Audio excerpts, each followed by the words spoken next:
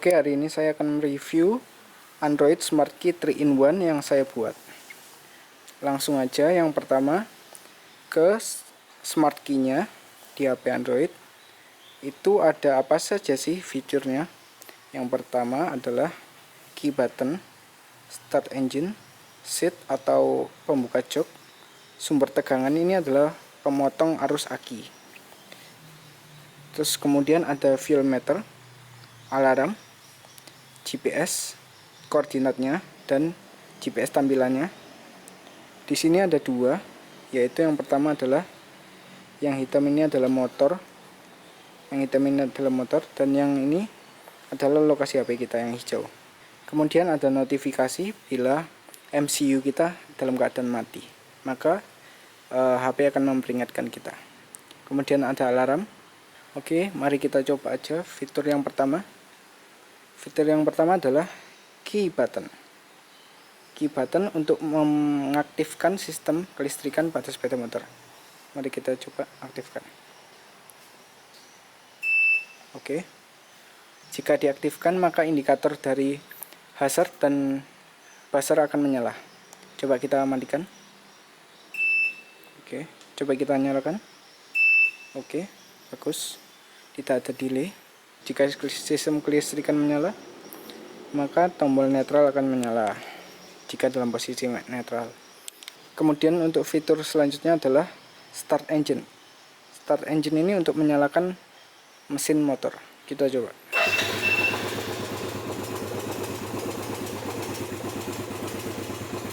Indikator tetap menyala dan mesin motor menyala.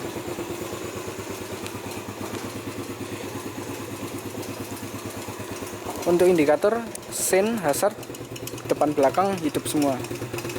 Jika coba kita matikan. Nah, coba sekarang kita nyalakan. Menyala dua-duanya.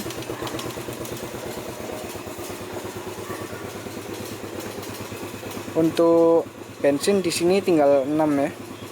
Tinggal 6%. Coba kita lihat nanti setelah joknya dibuka. Oke, sekarang kita coba ke pembuka jok. Saya matikan dulu. Untuk pembuka jok, kita tinggal tekan seat satu kali saja seperti push button. Maka diiringi dengan indikator juga sama juga. Coba kita lihat. Oke, jok terbuka. Indikatornya berbunyi 3 kali. Itu untuk indikator jok, berbunyi 3 kali.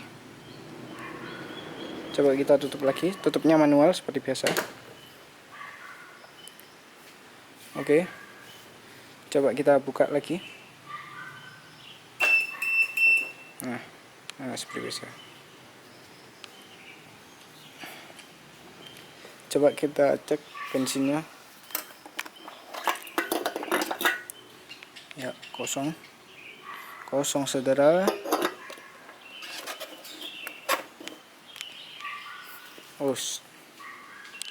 Oke, kita lanjut saja ke fitur berikutnya adalah alarm.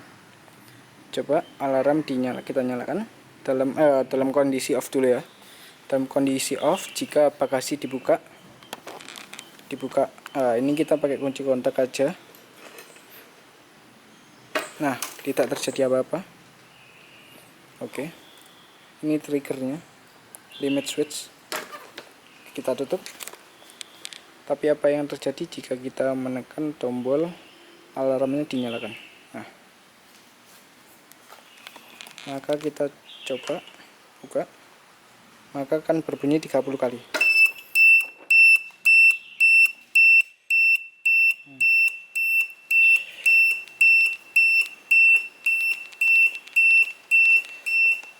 Hazard menyala dua-duanya, depan belakang, dan kemudian buzzer juga menyala.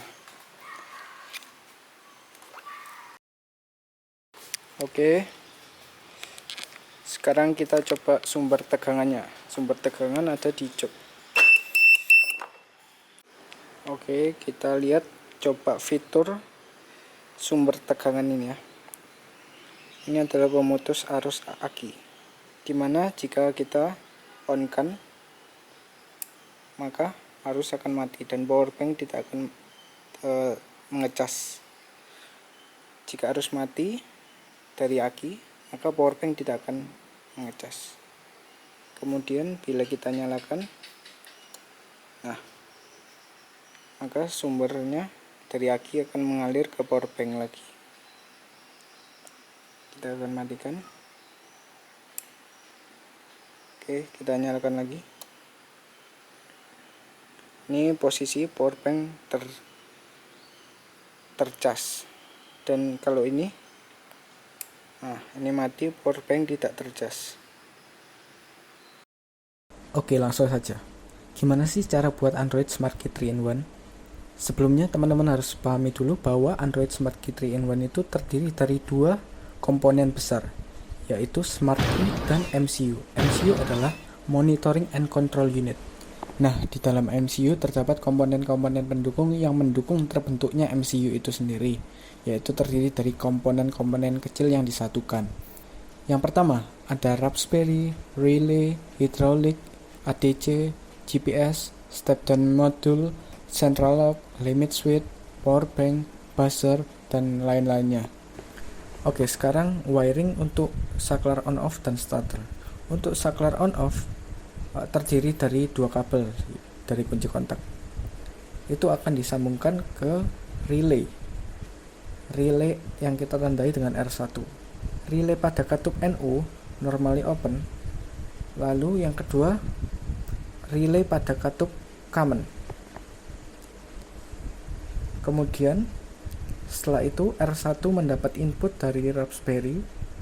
Nanti kita sambungkan ke pin berapa, bebas pilih pin berapa yang sudah sesuai dengan program aplikasi Blink. Oke, yang kedua adalah starter. Starter cukup mencabangkan atau mengaitkan dua buah kabel baru ke dalam soket yang kemudian akan masuk pada katup NO dan katup common. Oke, selanjutnya untuk pembuka jok motor. Pembuka jok motor ini diambilkan kabel baru dari katup positif atau terminal positif dari aki. Lalu dari terminal positif aki akan menuju relay yang kita tandai dengan relay 3 yang mendapat input dari pin GPIO Raspberry, bebas dipilih berapa sesuai dengan aplikasi Blink yang telah dibuat. Kemudian lubang katup pada relay NO, yaitu pada tengah, itu akan menyambung kabel warna biru dari central lock, yaitu kalau biru itu untuk menarik, kalau hijau yang dikasih positif itu untuk mendorong.